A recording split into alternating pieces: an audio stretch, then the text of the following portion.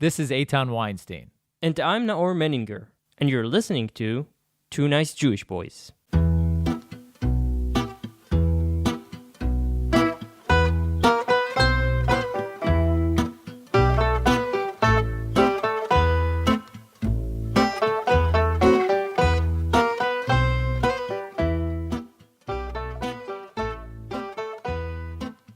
On October 7th, Dr. Eli David found himself uniquely poised as the right person in the right place at a pivotal moment.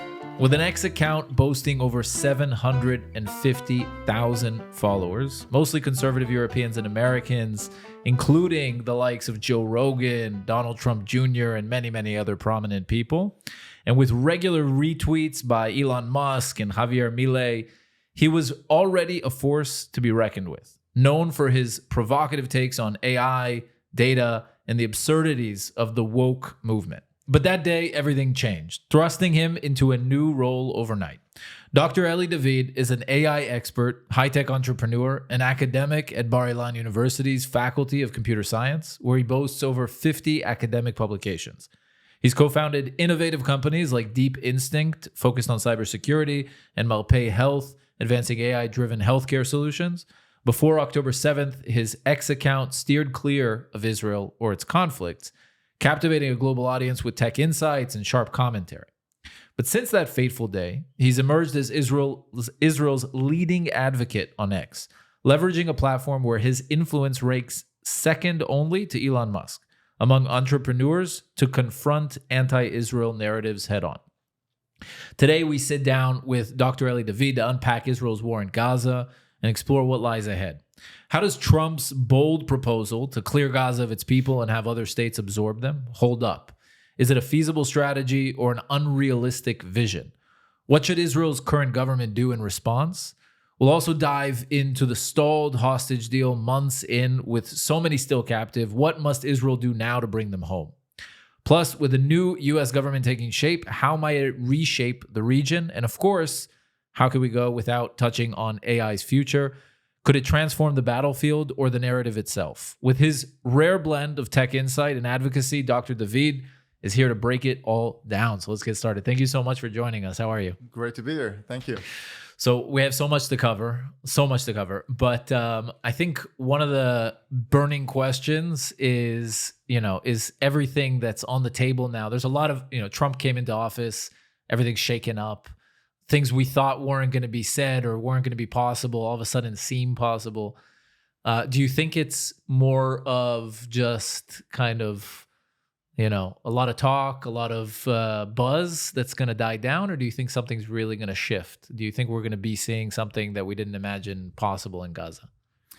No, I think in the past year, we saw two main trends that are going to stay with us. I would call them the Javier Milei trend and, of course, the Trump trend. These are two politicians that before the election promised many things that looks exaggerated.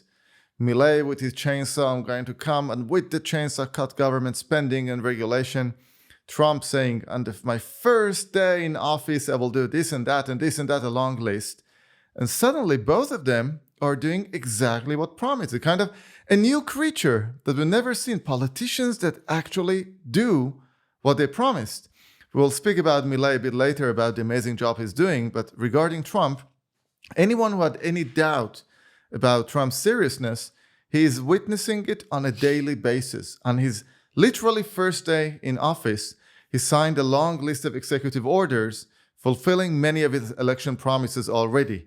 Many argue, and I'm with them, is that on his first day in office, Trump achieved more than Biden in his entire 4 years in office, which is a low bar, actually. Yeah. And regarding his suggestions and some ideas that people think, well, is it possible? Just look how he worked vis-a-vis Panama. He said, we're going to take back Panama Canal unless they allow free passage and they cancel their deal with China. Guess what? In 2 days it happened. With Colombia, on this first day, we're sending the illegal migrants back there. They did not take them. Within a few hours, the president of Colombia sent an airplane to take the migrants back. And you will see how it's behaving vis-a-vis Canada, Mexico. I'm still waiting for the Greenland. Yeah. And Ukraine, Russia, and here. I think he couldn't be more serious about his idea. I'm not concerned about his seriousness. My only concern is about our seriousness. Are we a serious nation that are going to seize the opportunity to reshape the Middle East for the better? What does it mean, though? What would you do if you were now the prime minister? Trump and all the key figures around him, the Mike Waltz, Rubio, Hegseth, all those experienced, amazing people, they keep repeating the vision of Trump of allowing the Palestinians to move from Gaza to a better place, to rebuild Gaza. They keep saying that. You know, some journalists are skeptical. They keep asking Trump again and again, and he repeats the same thing. Just a few days ago, he posted a video on the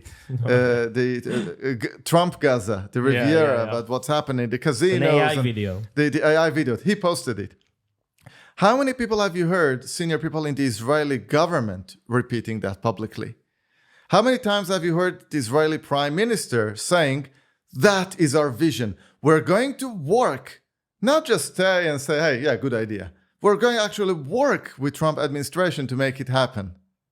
I haven't heard. I mean, the truth is, even I think what was more appalling to me is when Trump in the Oval Office in front of the camera said Hamas has until 12 o'clock on Saturday to release all the hostages or else. He was willing to make such a statement, and you hardly heard it echoed in Israel, which is insane to me. Like, why do you think we're not capitalizing on those kind of moments? That's a good question. Why are we not capitalizing on that? And if I have to look at the first Trump administration, look at what Trump did in his first term. Moving the embassy to Jerusalem, internal American decision. Didn't need any Israeli collaboration.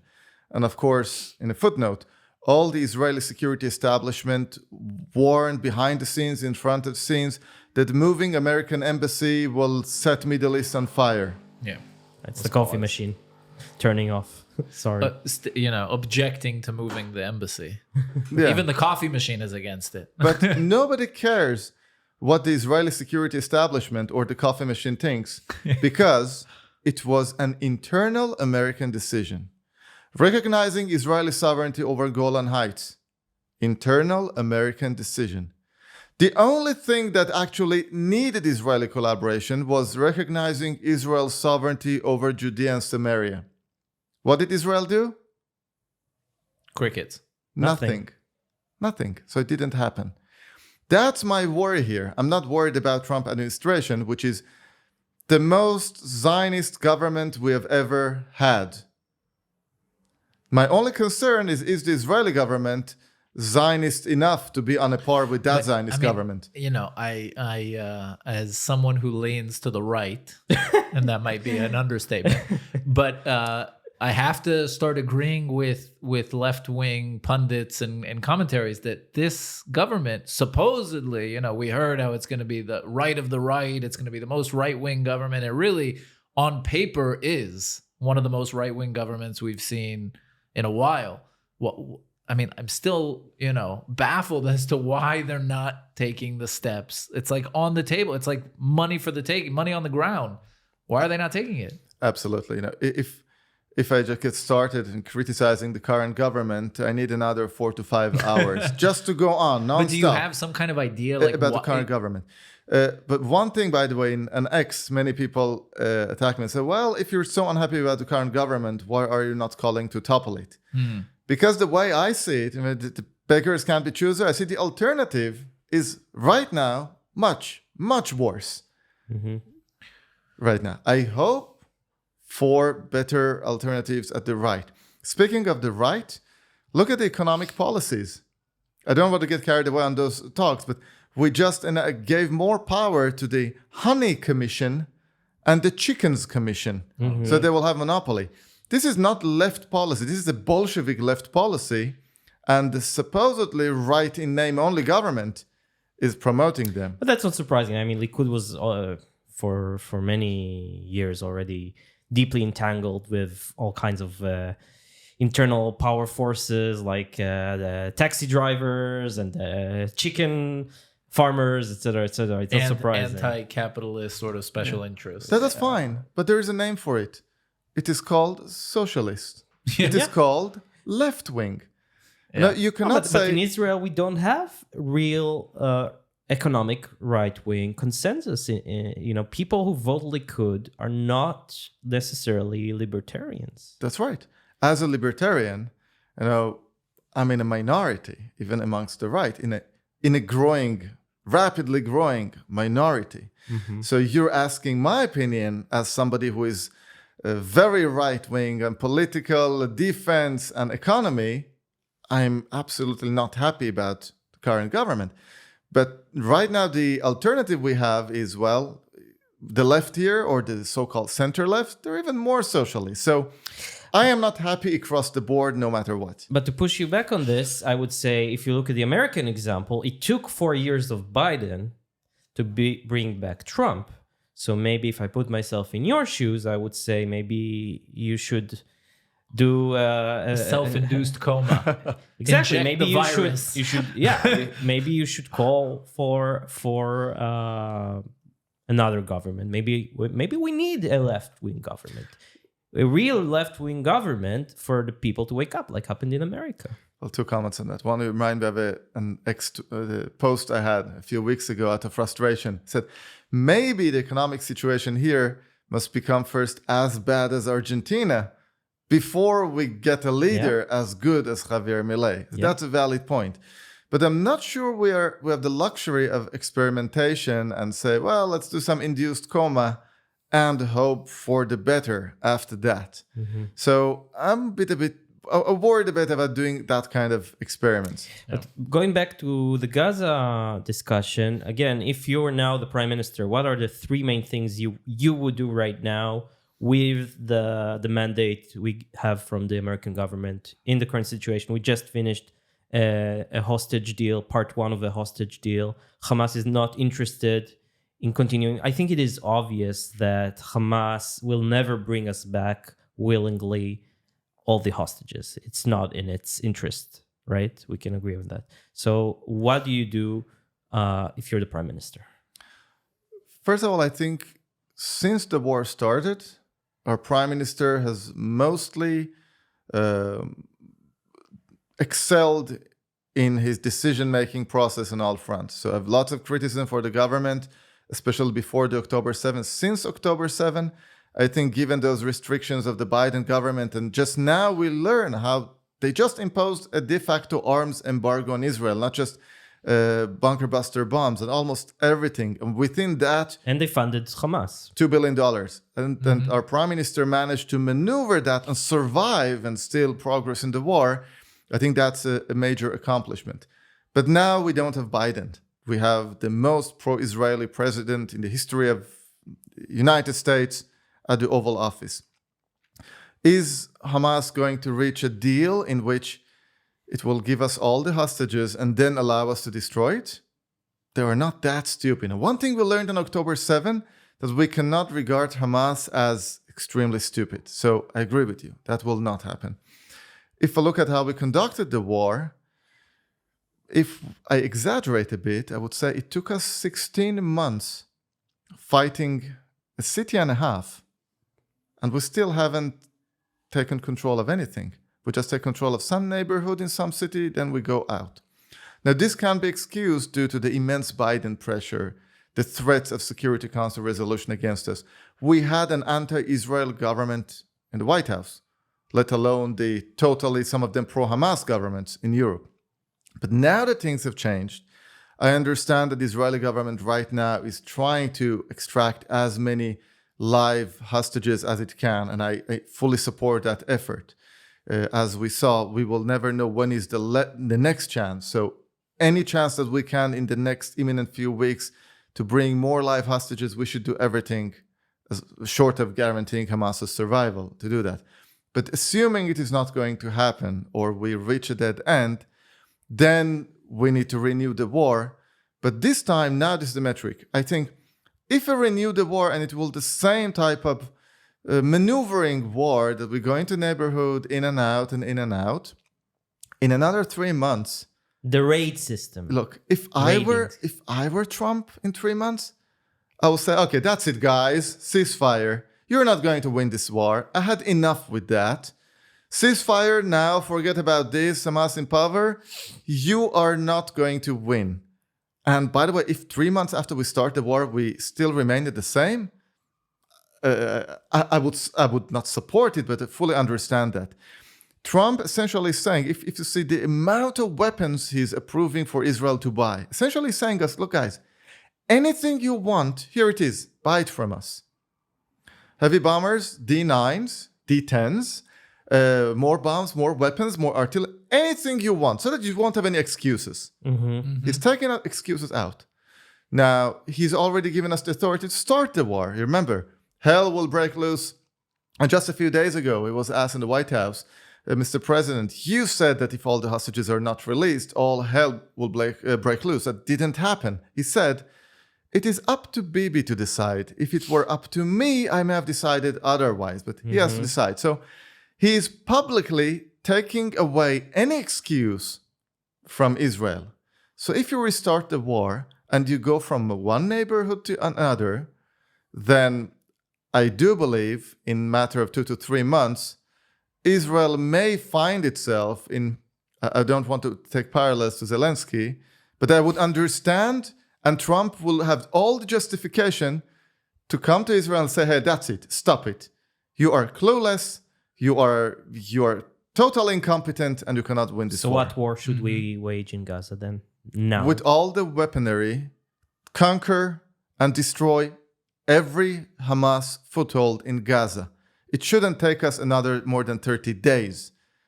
And take hold of all of Gaza? Take hold of all of Gaza, because And then? any neighborhood you're not taking hold of, Hamas is taking hold of. There is no absolutely. vacuum. And then do you foresee a situation where we can realize his vision of Gaza? Like, do you foresee, because a lot of the pundits in Israel claim, oh, it's unrealistic, you're dreaming, which I always find amazing, considering where we are today in Israel, in the land of Israel. Like, you know, this is exactly what they said, the Herzl and every other visionary along the way.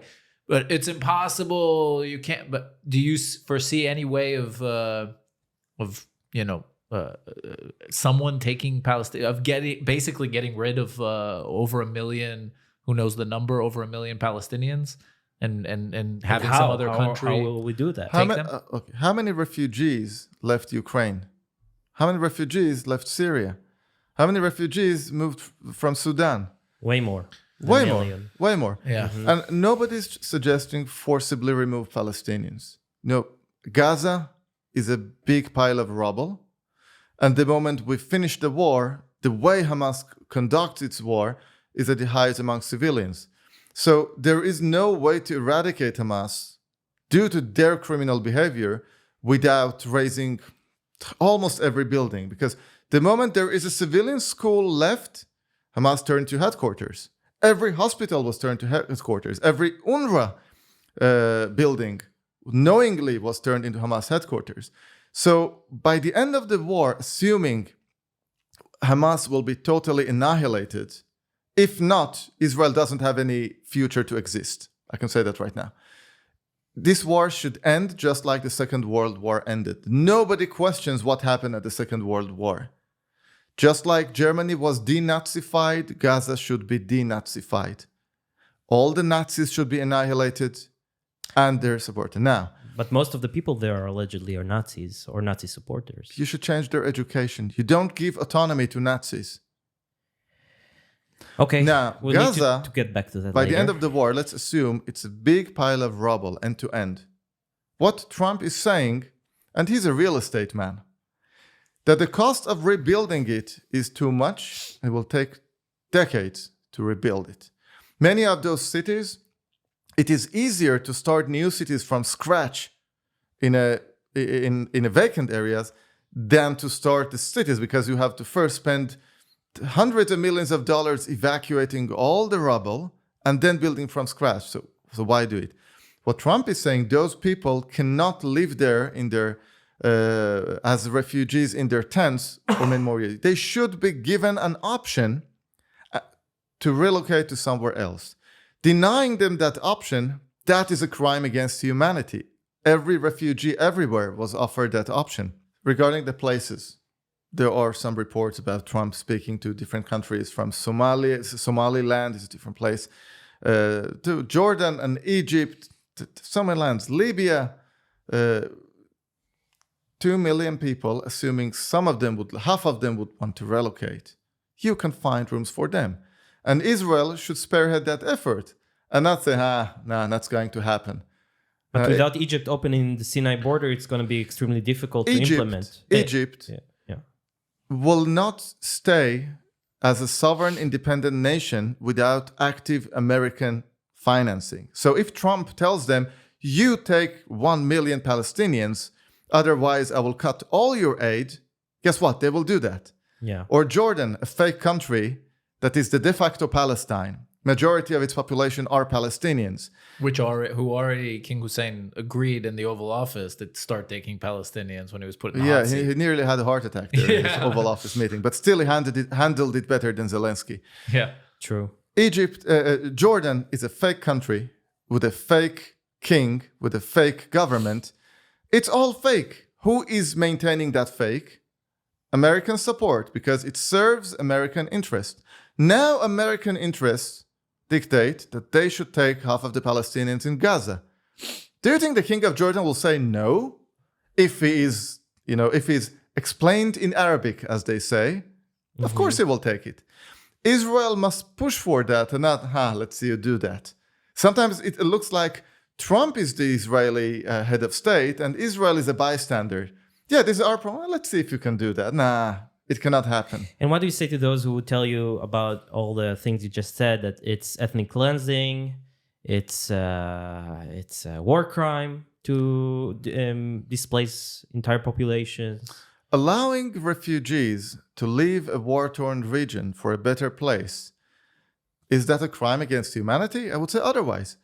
Using them as pawns in your game, forcing them to remain in a war-torn area, building a 7-layered wall with billions of dollars of money, Egypt and Rafah, just to make sure a single Palestinian doesn't cross there, that's a war crime. Imagine if the war between Ukraine and Russia just started and all the neighbors of Ukraine started building 7-layered walls just to make sure not a single Ukrainian would cross it. And if tried to cross it, would shoot him on the spot. That's what Egyptians do.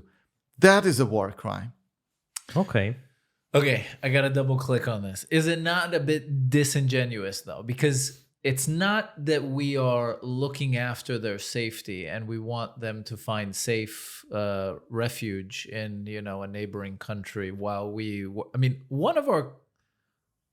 from this conversation, I think you would agree. I wish one of our clear, stated objectives would be we want them the hell out of here because we don't want these people next to us anymore. We saw their true colors on October 7th. If anybody had any hope left that, these people are peace seeking. So we want them out. So it is in a sense, it's the goal of the war. It's a nice response. I liked it. Is allowing people in a war-torn region to get out. But we're not, and that's why I said beating around the bush. I would prefer us to say sternly, you stay, you're the enemy. You're a target. You leave, we'll let you leave. And isn't that ultimately our objective? Because we don't want them here. The objective should be to remove the enemy from our borders. Basically, look, our ultimate goal is peace and security for the Israeli people. That's the goal. Now, I don't need to care about peace and security for others or our neighbors. But so it happens that if there are some genocidal maniacs on our borders, we will not have peace and security either. I'd rather Gaza to be like United Arab Emirates, for them to be prosperous. And that was our goal, by the way. Now, I won't forget one anecdote.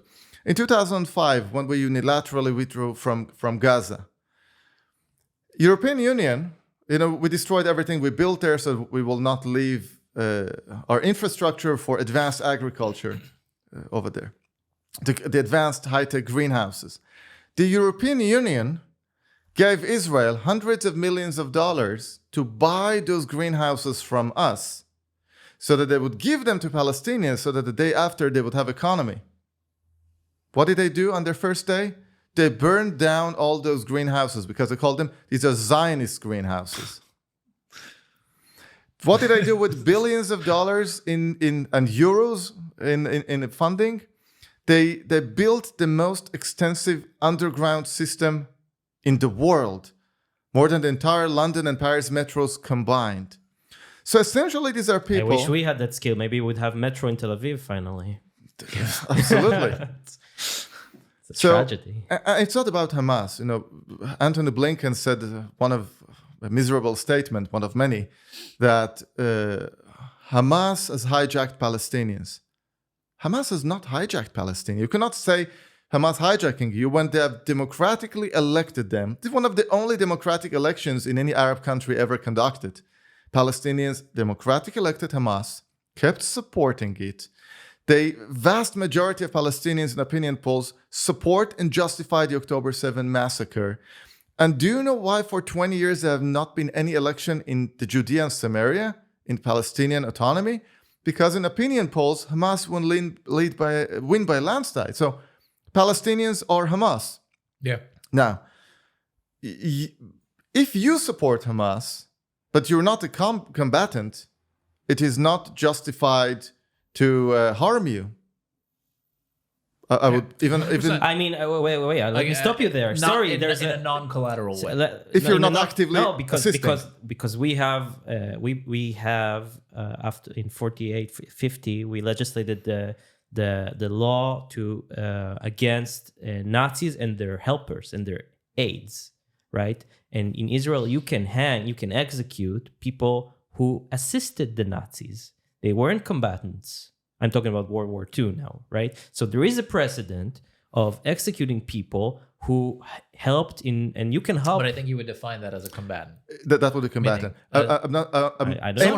Any Palestinian, look, any Palestinian who in any way supported Hamas actively, in any way helped them with a tweet for October 7th is any actively... Palestinian, any so-called innocent Palestinian civilian that crossed the border, and some of the most barbaric crimes in the kibbutzes in Israel were committed by Palestinian civilians.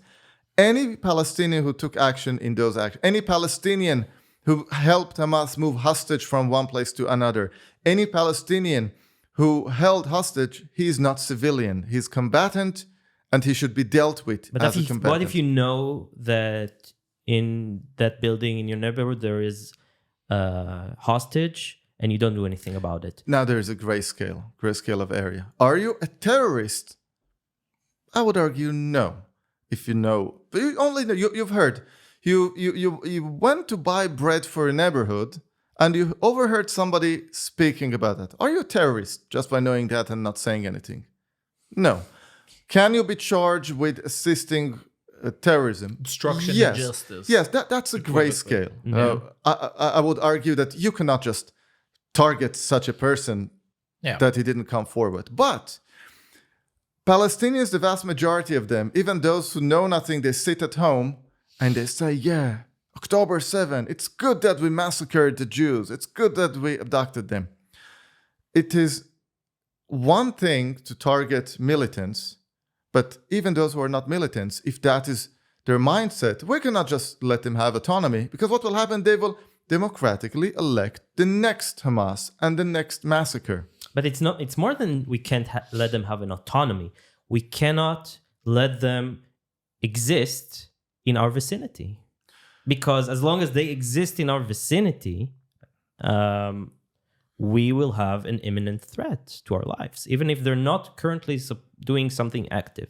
So, which brings me back to the education discussion, which I wanted to talk to you about, because, we hear that a lot, also in Israel, right? To me, it's a bit preposterous to think that we can simply educate. If you would ask Dr. Michael Ben-Ari, who wrote a very important book about Islam and Islamists, he would probably tell you that the aspirations to re-educate denazify Palestinians in Gaza or Judea, Samaria, it's inconceivable, because unlike the Germans here, it's deeply rooted in their religion, and It's like trying to solve an algebra equation by chewing bubble gum. It's the Buzz Lerman. So what would you say? How do you really think we can educate those people, even in 2 or 3 generations, to not want to kill us all? I wouldn't say it is something deep in their religion. Look at the United Arab Emirates. They're Muslim. But looking at the Palestinian children's programs and the TV, not the Hamas TV, the Palestinian Authority TV, which are their as much enemy as Hamas, and given the chance, they will do exactly what Hamas did. I saw a piece of children's program for kindergarten. They have their own fake Mickey Mouse. They called it Fafa, or Fafo actually is a better way to call him. And he is asking the Mickey Mouse, the children, what does a policeman do? And there's a little child, 5 years old. She says, policeman catches thieves. And the Mickey Mouse corrects her. He says, he catches thieves and kills Jews. When you educate that, if you take me from the moment I was born, from age of 0 until the age of 20, you just tell me that my entire goal in life is killing Jews, well, I will end up believing that. So education, can it be changed? I believe it can over decades, but without autonomy. Yeah, but if you kill my mom and dad and then take me and try and re-educate me, I'm just as likely, if not more likely, to hate Jews. You know what I mean? Like, if I take you away from your family at the age of 3 and try and re-educate you, whether or not your mom and dad died or not, but if I try and forcibly re-educate as a child and I'm the Jew, it's not likely to be successful. It will be a long process. What are the chances? I will get ahead and say very low. The only argument is it 0 or a bit over 0? Look at Saudi Arabia. It was one of the public opinion, one of the most fanatical in the world. Especially their version of Wahhabi Islam. What happened with their own leadership and MBS's amazing work, they're gradually shifting the public opinion that we should focus on our own prosperity. We should become, hey, why are UAE better than us? We should be better.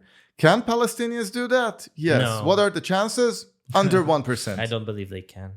And I think it's a big, we also have a precedent, because if you look at Israeli Arabs, what is it in the end of the day? It's exactly that, right? Those were Palestinian Arabs or mandate Palestine Arabs who were just as Nazis as today's, like in 48, they wanted to kill us all, right? So there was just as Nazis as Hamas back then. Some of them ended up here. We took control over them. We gave them our education system, and are they Hamas supporters? Most of them probably not, but I think we can agree that mostly we didn't really succeed in making them big lovers of ours. So, and that's already 70 years of trying, right? So yeah, I think it's safe to say that as a generalization, that none of them basically serve in the Israeli military. It's a spectrum. It's one thing to have all your life's destiny geared at killing Jews, like in Gaza or Judea and Samaria. It's another thing and say, well, I hate Jews, but I care more about my children. Yeah. I don't expect anyone to love us, actually. If you look at the history of Jews, don't expect too much love. We need peace and prosperity for ourselves. Love is not something that we need to So Trump tells you, remove them all to other places. That's the most practical option. All of them. So why should we even talk about educating people who remain there? No, I was referring to Judea and Samaria. Okay. I didn't catch that. Yeah. Well, so I'll in Judea and Samaria, you need to dismantle the Palestinian Authority. But why? Why not implement the same tactics in Gaza and Judea and Samaria? Use Gaza as a prototype. Say that it works. At the end of the day, those people who are living in tents and rubbles in Gaza, they need to feel safer, feel better for themselves in some other place. So it's not about moving them to somewhere in the Sahara Desert. Mm-hmm.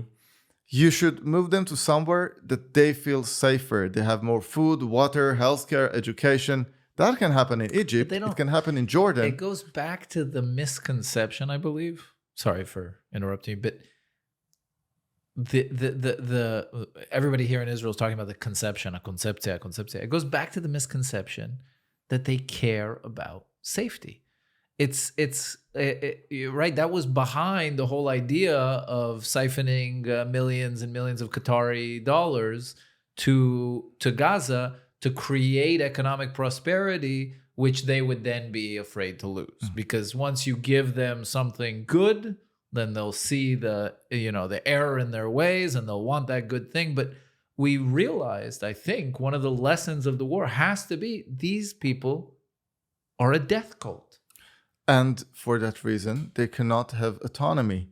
They cannot make decisions for themselves. Let me ask a question. But what I'm saying is we don't need to care if they're happier in Jordan or Egypt. That's not going to convince the West bankers to want to then move to Jordan. I didn't say happy. I said safety. Safety. No, but you said prosperity, educational system. Look at the Egyptian. The Egyptian public opinion is one of the most anti-Israel in the world, on a par with the Gazans. Why isn't Egypt attacking Israel? Wait. No, but what was the reason? Right now, because they have a dictatorship that doesn't represent the people, that's very flimsy, and that's enjoying a lot of US dollars, and and it might change tomorrow. Okay, so Palestinians can live without killing others when they have a strong dictator on top of them. When Palestinians started big intifadas, when King Hussein was king in Jordan, what did he do? What did they do? They murdered him. Like September. No, King Hussein. They murdered the grandfather. Yes, but what did King Hussein do? Military. He brought the military. He brought us, I think, also. No, he didn't bring us. He brought the military, and what did he do? Killed a lot of them. Killed them. And the government survived. So Palestinians can live only in places that there is a strong stick above them. They proved for decades, and for anyone who had that on October 7th, these people can never have a country of their own, and they don't deserve even autonomy. Gaza was the closest to autonomy that they ever had, area under their control. And they use all the funding just to build anything they can, rockets and tunnels for killing Jews. So anyone who says, for example, Keir Starmer, that pathetic clown who acted as the Prime Minister of Britain, he went to the White House and said, I still think the two-state solution is the most practical thing. And actually, Britain needs a two-state solution before Israel, and put the jihadists in one part of Britain, the English in another, and let Keir Starmer rule over the jihadists. That's what is befitting of doing. There is not going to be any two-state here. There will be two types of Palestinians, those who move to other places, or those who are here under Israeli super control, and maybe under local autonomy of some of their own tribes. And maybe you know the plan by Professor Dr. Moti Kedar about, he calls it the United Palestinian Emirates. Yeah. Essentially, you have an Emirate of Nablus, an Emirate of Bethlehem, an Emirate, and control your own cities. That's the only viable plan I think is feasible for the Judea and Samaria. Why isn't the Gaza doctrine feasible for Judea and Samaria? Tell them you have 48 hours to leave and have them leave to Jordan. Because you cannot displace people. They didn't start a war. If you look at the entire... but they will. They will start a war. That's a different thing. If you look at the entire history of humanity, up to after Second World War, when a nation declares war on another and it loses land and people are displaced. Germany lost lots of land to France, to Poland. Why is Germany not claiming it back? Because it is accepted. When you lose the war which you started, you lose land. But wait, I have a good point to make on that. That's exactly the conception, though, what you're describing. Because we waited for Hamas to start a war against us. And that's what led to October 7th. So I'm saying, let's do the opposite. This time we declare the war. No, but we didn't. That was my point. Is that we didn't wait for Hamas to. The Hamas declared war in their very existence from day one, and they fired rockets and they sent terrorists. We waited for a mini Holocaust. Mm-hmm. And then we said, okay, now, and even now it seems like we're struggling to take the actions that we all seem to agree that we need to take. But I think the West, the Palestinian Authority has declared war. They have, in their weaselly way, they have incentives structured to incentivize people to go out and kill Jews. How is that not an act of war? I mean, they pay terrorists and their families to come and every day, almost on a daily basis, at least on a weekly basis, Palestinians from the Judea and Samaria come into Israel, kill Jews, and continue. How are those Palestinians from Judea and Samaria come to Israel? With Israel's implicit blessing. But I'm saying, isn't that an act of war? Can't we say, okay, you know what? You want war, war. No, you cannot say that. If you are allowing that to happen, every single dollar that Palestinian Authority is giving to the families of terrorists, you have control over that. You can shut it down. We didn't. We have full control over their spending. All the tax money is funneled through us. We do have full control over defense. Every day, you just look at X, people post videos of Palestinians jumping over fences, an Israeli soldier just looking at them. It is not that the soldier is not doing his job. He is doing his job. He is told not to fire at people who are illegally crossing that border. Yeah. So don't blame others when the blame rests solely on us. But in the end, it's trying to really block terror from Judea and Samaria. It's like emptying the sea with a teaspoon, basically. Not necessarily. In as 2002, long as there are Nazis in Judea and Samaria, we will have terror attacks. So again, you come to either education, which I think there's a consensus it's going to be extremely hard, or an ultimatum. So let's say we had a war against the Palestinian Authority, because we were at war with them, like Chomat Magen operation. I think you can define it as a war against the Palestinian Authority, maybe not, I don't know. But let's say tomorrow we have a war against them. Then what would you do? What's the difference between good question and excellent question? And excellent question is a good question for which you have a good answer. Okay. Your question was a good question, not an excellent question. Okay. You're asking about what is the solution, the outcome. I don't know. But there is one thing I know. For the past 3 decades, anyone who came with a magic solution, he just made the situation worse. The Oslo Accord, it was one of the worst decisions in the history of Israel. And the crazier part is that some of the people who supported and promoted Oslo Accords are now coming up with solutions. Hey, you stand over there. You lost your right to come up with ideas and solutions. Same with our unilateral disengagement from Gaza in 2005. Some of the people who were deeply engaged in that, suddenly they are now new experts. Anyone who supported the disengagement plan from Gaza, from my point of view, he has lost the credit to ever speak about any subject. Maybe about horse racing in Ireland, but not beyond that. So I don't have a good solution. But I know that when President Trump comes with a solution, it is no longer my solution. It is a solution proposed by the strongest president of the strongest superpower in the world. So, if you ask me, can we relocate Palestinians from Judea and Samaria to Jordan and Egypt? I would shrug. I would say, I'm not sure.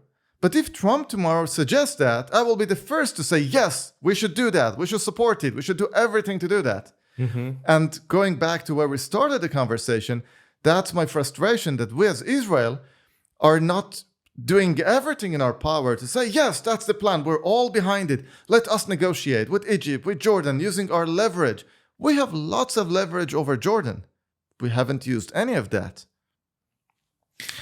Okay. Want to talk a bit about AI? Yeah. Okay. Absolutely, but I want to see how it relates. I wonder, you're an expert in AI. We mentioned that you've co-founded several startups in the domain. How can you give us a little bit of a perspective, like shortly, and then we'll shift into just solely AI, but how AI has played a role in this whole conflict? Because I know I've heard reports that there's a lot of AI technologies within the military for selecting targets and things like that. I don't know how much of it is true or not. Do you have any kind of perspective, scoop? Without knowing anything, let's speculate together. The state-of-the-art AI today in reading documents, text, in any language is on a par or much better than humans. You know that. You've all used ChatGPT, right? Mm-hmm. The other day I had a document to read, a 100-page PDF. I'm not going to read it. I gave it to ChatGPT. And I asked it to write a few questions that look smart so that when I ask somebody to send the PDF, it looks like I actually read that. I hope he's not listening. Yeah, he will figure out exactly who he was. And I think he used ChatGPT to give answers to my questions, so everything is nice. AIs will talk to each other. Document originally. Look, okay, an anecdote. I teach at university. Yeah. At the beginning of this semester, I have to send my first initial email to all 100 students. The assignments, what you should do, a professional-looking email, so my students think that I'm a serious lecturer. Of course, I'm not a serious lecturer. I don't have time to write all that email. I wrote a few bullet points to ChatGPT and I asked it to turn it into a long professional-looking email. It produced that. I copy-pasted and sent it to all the students. Within 1 minute, I get a WhatsApp from a student of mine. He's doing his PhD with me. On such and such, when you say this, it's like in my course. What do you mean? I called him. I said, did you read all those pages in 1 minute? I said, of course not. I gave it to ChatGPT and asked it to convert it into a few bullet points. So that was an epiphany for me. Long form text is going to go extinct. I thought in terms of a few bullets. I converted into some weird language. It's called English, long term. Sent it to you. You didn't read it. AI converted it back to the same few bullets. So why do we need that? So that's one thing AI is excelling at. Audio. Have you spoken to ChatGPT? Mm-hmm. Yeah. See how amazing Wow. it is now. Wow. In any Also language. Grok. By the way, I challenge you and all our listeners, start speaking to ChatGPT, the audio mode. Just click on the audio advanced mode. voice mode. Advanced Yeah. voice mode. And it's speaking within English and then switch to English with a heavy French accent. Speak to me in Arabic with the French or Italian accent. It does amazingly well. So the amount of knowledge you must have to incorporate those weird accents in language just shows how you're good at that.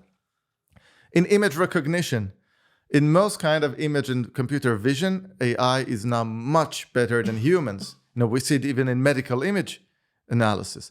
So with these three ingredients, if you are a military, what would you do? You have lots of intelligence, documents, things you intercept. Your human analyst cannot read all of them, just read the important ones. And you will have millions of documents a day or even more.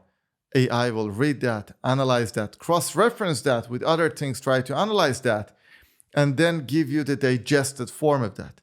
If you're intercepting audio calls, you will not have humans to listen to all of them. You'll have AI to listen to all of them, convert them to text, and then your AI text model will go over them and read them. Do you have security cameras? Do you have drones? What do you do with all that footage?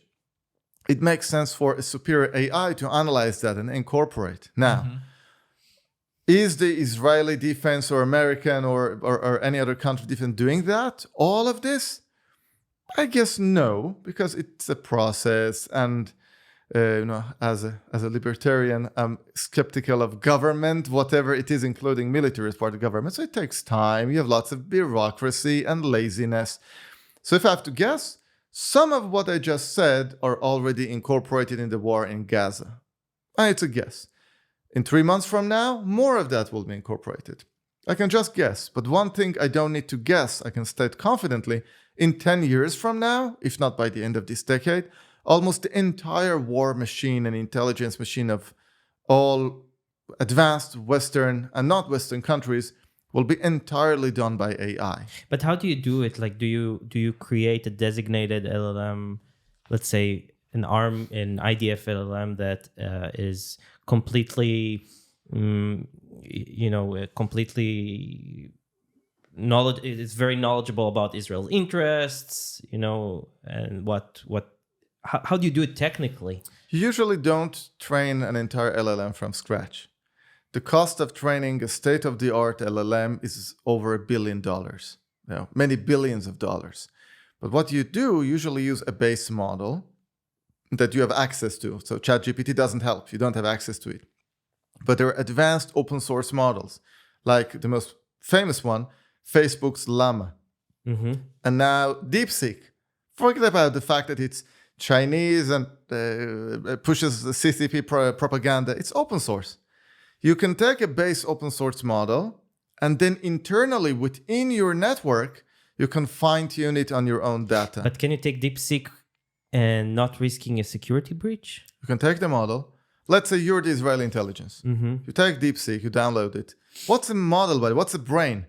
It is, when you hear that Llama is 70 billion parameters, it is just 70 billion numbers. Data points, yeah. Floating point numbers, that's not data point, numbers that you do matrix multiplication.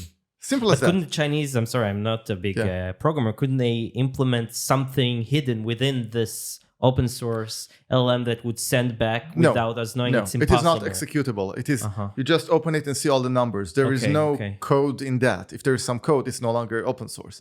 You see that it is as if I give you a text file. Mm-hmm. In a text file, I cannot really hide malicious code. You see, it's all text. Mm-hmm. So you took it, you put it internally, and then let's say you give it 100 million documents in Arabic on Hamas. And then you're training it on them. Mm-hmm. You fine-tune the model. You brought the model with the basic knowledge about the world, history, cognition, problem-solving capabilities, and you educated it on your specific data. And that's how all intelligence agencies use it in such a way. Mostly Llama, not DeepSeek yet. But I recently read that there was a recent finding that generalized LLMs are more performant than like narrow, specific, fine-tuned ones. I don't know how recent it was. I think it was in the past couple of weeks or so. Does that mean that like fine-tuning is now becoming less and less relevant? Like no, that's a different thing. So okay. Before these recent 2 years, there's a big discussion in the AI community. Imagine all I care is medical diagnosis. You give me the text about the patient, I have to say what kind of malady they have to predict. There are two approaches. One approach was saying the best thing to do is to train a specific model just on medical data from scratch, ground up. The other approach, actually it was minority approach. I was in that camp. I'll tell you in a moment why. So no, first you need to do a general purpose model. This camp, we're asking, this model is wasting its time learning about the history of Genghis Khan and all of that. Why do you need that for medical diagnosis? People in this camp, as I was saying, do you take a baby and just train him to be a doctor? No. You train him to have logic capabilities, to have problem solving, generic capabilities. Those are generic capabilities. And then in a medical school, you fine-tune them for that. This argument is quite settled because now we see every general purpose model like ChatGPT or Llama is by a very wide margin better at medical diagnosis than any model that was specifically trained for that. So, but you're talking about the base model. Yes, that is settled. Okay. Another thing we know as a fact that if you take a baseline and you fine-tune it on specific data, it becomes better on that data, a little better, and a little worse on other areas because that new data somehow overwrites some of the data. But it makes sense. If I'm using Llama now for medical diagnosis, I don't really care about the general knowledge about geography and history and all of that. So if that knowledge is a bit overwritten, it's fine with me. It is, by the way, reminiscent of humans. We have a base model, but if you spend now the next year of your life just studying physics, will you forget some of the facts you knew about other stuff? Yes, use it or lose it. We know that's the wiring of our brain, by the way. The synapses, the connections, the parameters in our brain that are not sufficiently excited, that electricity doesn't pass through them, they gradually decay and die. The brain does that not because it wants us to become dumber, because the brain wants to conserve energy. Cost effectiveness. There is one of the most stupid sayings in the history of neuroscience that we're not sure who said that. You're only using 10% of your brain. There is a website, the Hall of Shame, for anyone who quoted that. You are using 100% of every cell of your body, including all the cells in your brain. Not in this moment, but every cell in your brain is useful.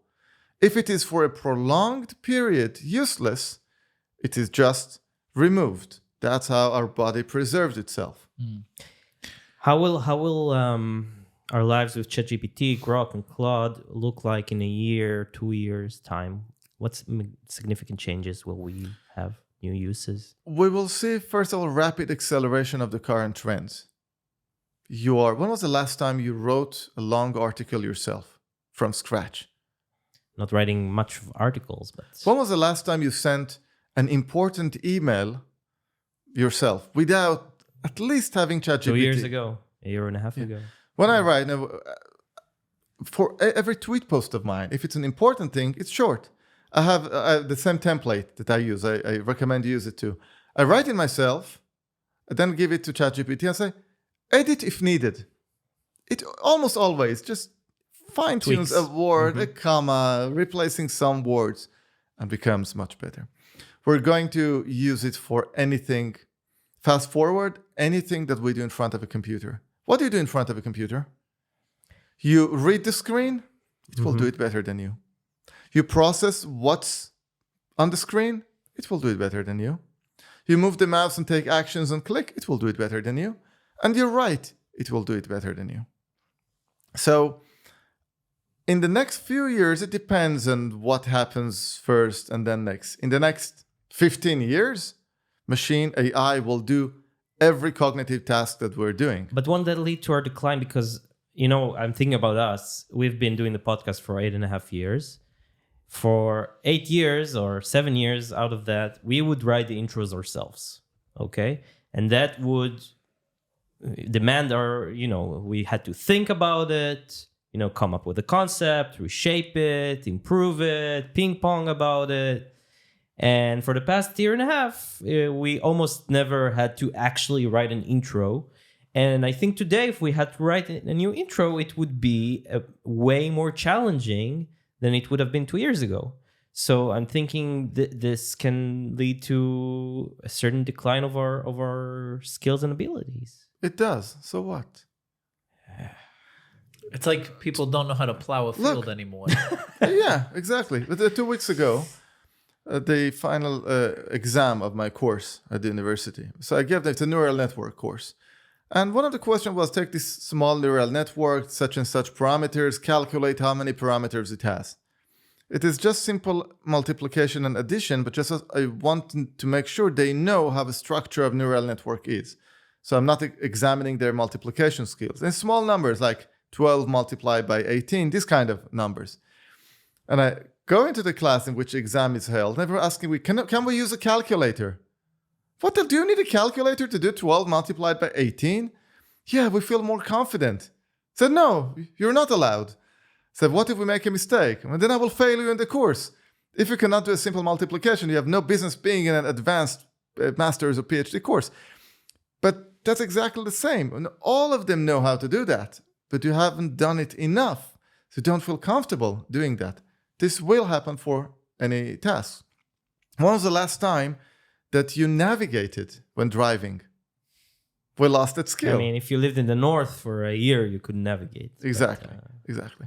So we are losing skills, but it's just like plowing. What stops us in 5 or 10 years from being in a reality where, I give a mandate to the AI to speak for me, to communicate for me, as if he would already know what I would say, probably what I would write, how I would answer.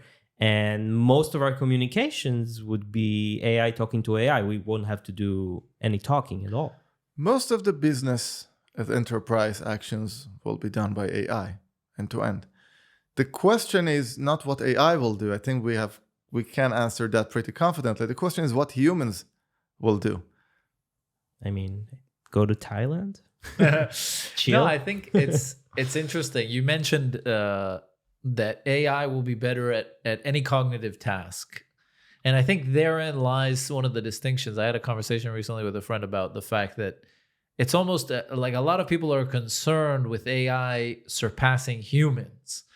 And I think there's almost a question here of, to me, it goes back to the age-old atheism versus faith in God question, which is, are we more than the sum of our parts, or are we just, a billion parameters? And if we can model each part that is human, we still haven't done, for example, I don't know actually, but smell and taste and touch.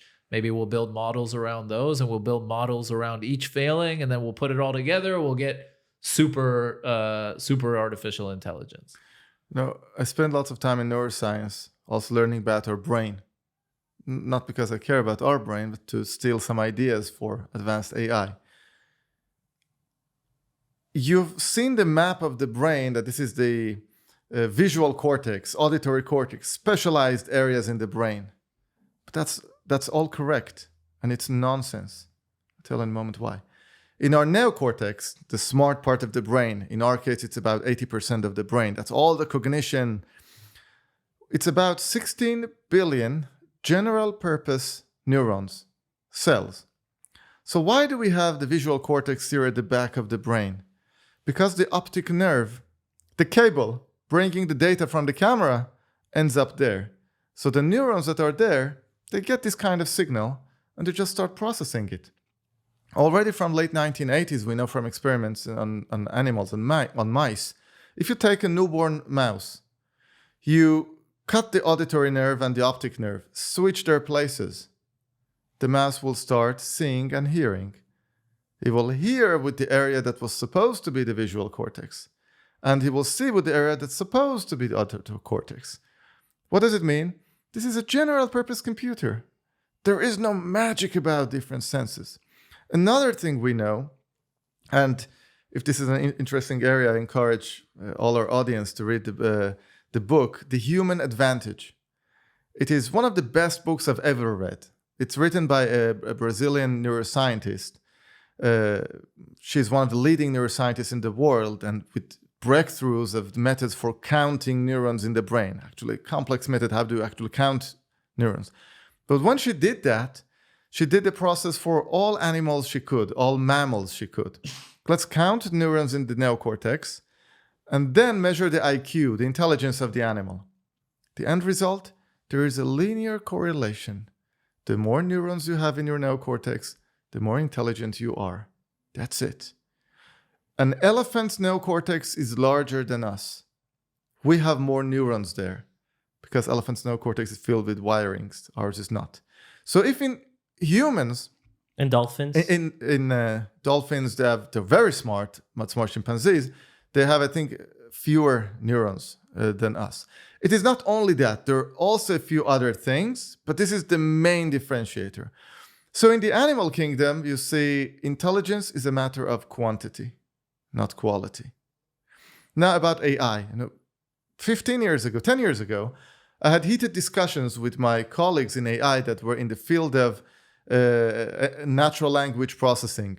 They would tell me, hey, Eli, look, your advanced neural networks, AI, is amazing in vision, but it's completely clueless in text, language understanding. And my answer to them was, all the animals can see, but only animals with bigger brains have languages. And the bigger the brain, the more complex languages, like dolphins and whales and humans. The only thing that tells me is we need bigger brains, and we will figure that out. They were skeptical. Fast forward, ChatGPT, we have trillion parameter brains. It is using all the language processing without any NLP. And they get mad when I say it because it's a fact. All the decades of research in natural language processing of my colleagues, they are worth nothing down the drain. Yeah. Decades of image processing research, worth nothing, down the drain. A large model does all of that, learns by itself.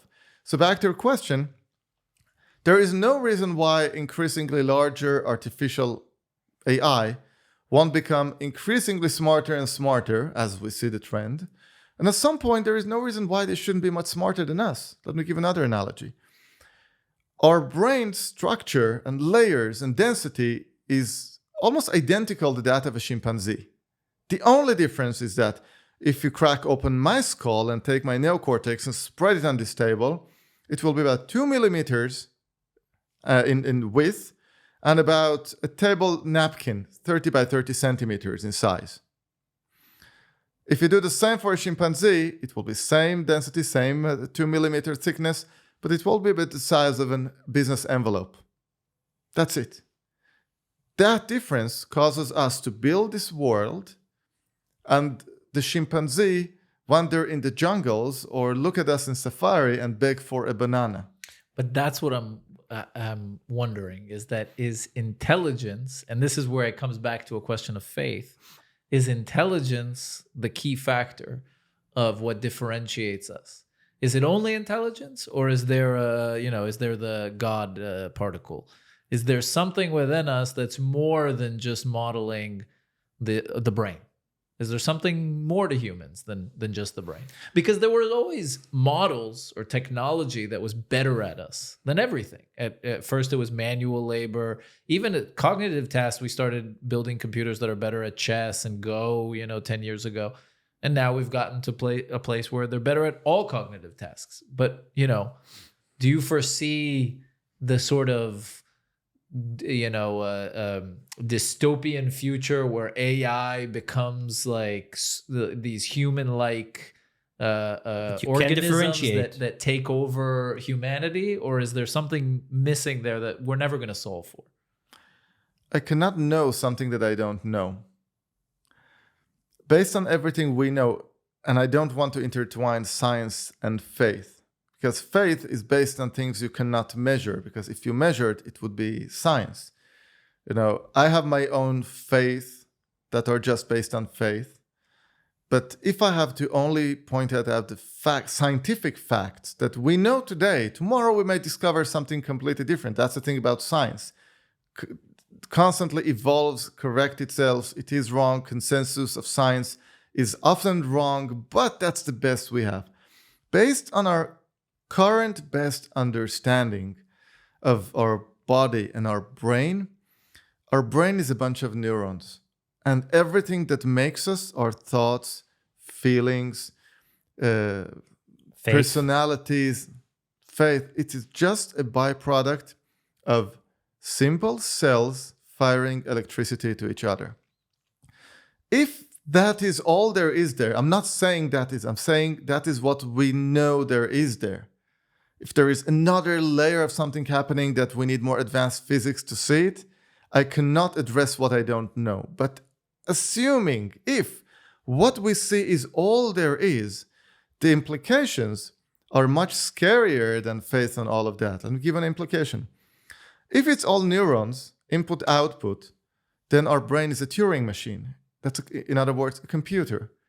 Input, processing, output. In other words, there is no such thing as a free will. Your brain, I did my PhD in background in computer chess playing program. That's fascinating. So you look at the chess program. In a tournament, it's playing, it's thinking, calculating, and then makes a move. It freely made the move, right? Did it have free will? No. 2 plus 2 in a calculator. I enter 2 plus 2 equals. The calculator freely displays 4. Does it have free will? No. If it takes much more calculations like a chess and then plays the move, does it have free will? No. If it takes 16 billion neural calculations and then says the next word, does it have free will? No. So implications of what we currently know are scarier even than that. But exactly. As a libertarian, and I think maybe we need to.